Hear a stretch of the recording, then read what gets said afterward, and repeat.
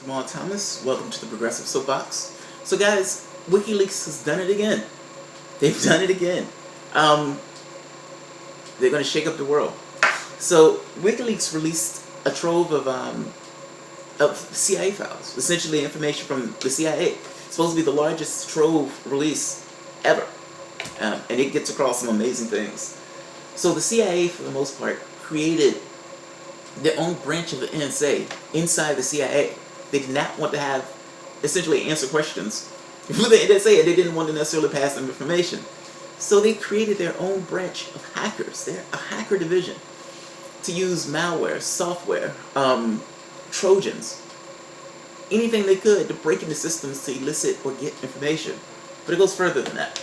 So this is WikiLeaks. Year Zero introduces the scope and direction of the CIA's global hacking program, its malware arsenal, and dozens of zero-day weaponized exploits against a wide range of US and European company products, including Apple iPhones, Google Android, and Microsoft Windows, and even Samsung's TVs, which are turned into covert microphones. Since 2001, the CIA has gained political and budgetary preeminence over the NSA. The CIA found itself building not just its now infamous drone fleet, but a very different type of covert, global spanning force, its own substantial fleet of hackers. The agency's hacking division freed it from having to disclose its controversial operations to the NSA in order to draw on the NSA's hacking capabilities.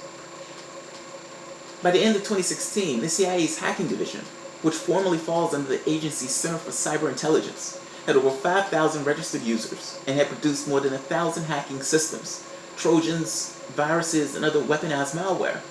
Such is the scale of the CIA's undertaking that by 2016, its hackers had utilized more code than used to run Facebook.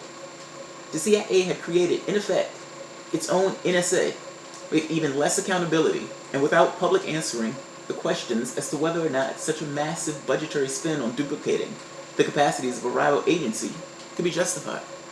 This is amazing. They talk about all the things that could be done. So this is on the intercept. Now, okay, so WikiLeaks, part of the thing that came up was, of course, they were able to attack all these different versions of the phones. Now, they're using viruses, some of which have been modified, or some of which they created themselves to actually attack these systems. Now, it originated from a whistleblower. The guy handed over the files, and he said, look, we need to talk about this. This is pretty bad. These guys are surveilling the entire world. What does the CIA have to do with surveilling the entire world? Nobody gave them that power. They took that power. They took that. So, one of the interesting parts have to do with encryption. WikiLeaks discussed, without referring to any specific document, access levels the CIA has to encryption applications, including popular Open Whisper systems application Signal. But the documents do not indicate that the CIA has broken the app end-to-end encryption. Rather, it suggests the CIA can bypass the encryption by hacking into the phone itself, then reading everything on it, including data stored within an app, including messages from Telegram, WhatsApp, and other secure messaging apps. If the phone itself is compromised, there's little to be done to prevent the hacker from accessing the information that's on it. The reason why they call them zero-day hacks, or zero-day, is because the person who built it did not know that the leak was there, did not know that the issue was there.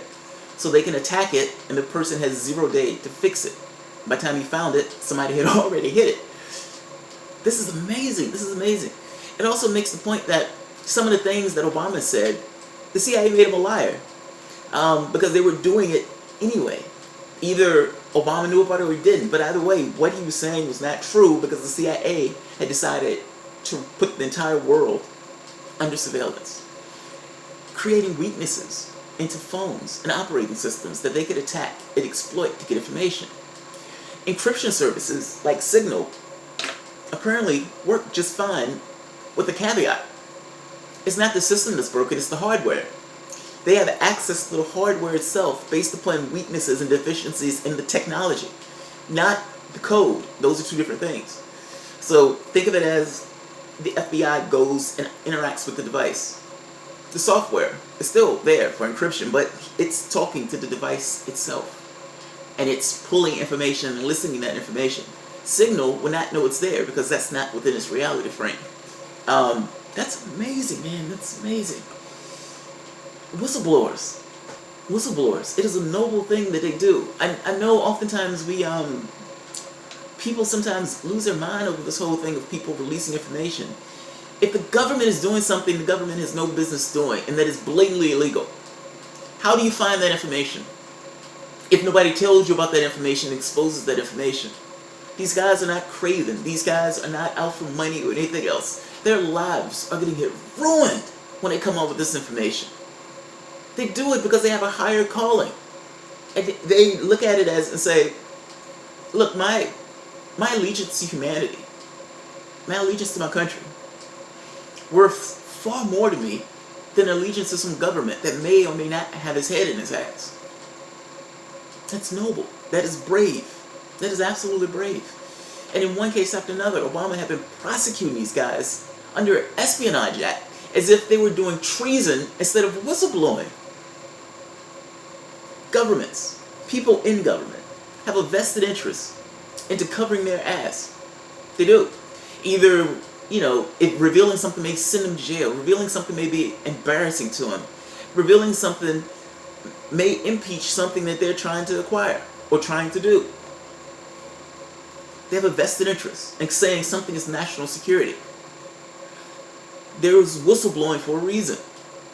Their best interest, their personal best interest should not trump the best interest of the country. And there are times where people of good conscience have to come up and say, whoa, something's wrong with that. When Chelsea Manning broke out the information, they had gunned down a Reuters agent in addition to a bunch of other people, while the people in the helicopter were in there chuckling and laughing about it. Manning, in his trial, he made this point that says, look, these people have a complex society, and our behavior in their society is working to the detriment of our interaction with them. He's essentially saying, we're making this worse. We're making this worse. He was naive enough to believe that the military was there for some good ends. I don't question.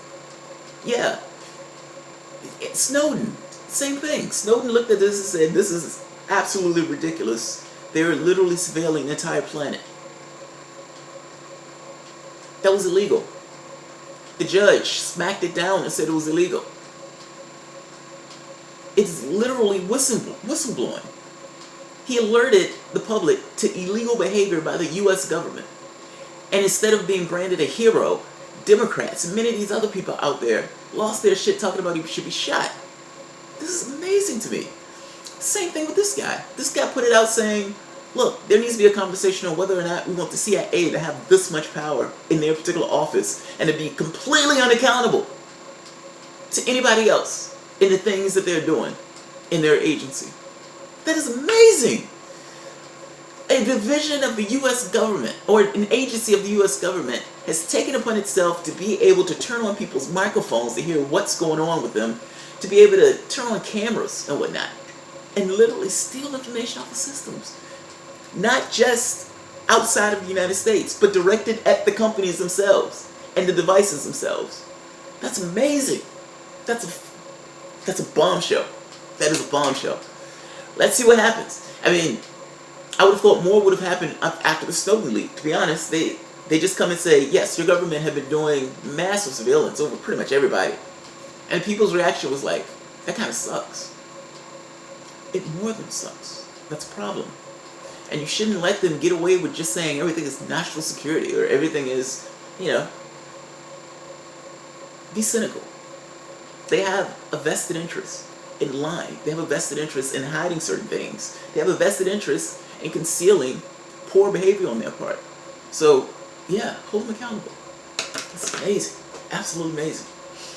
Thanks, guys.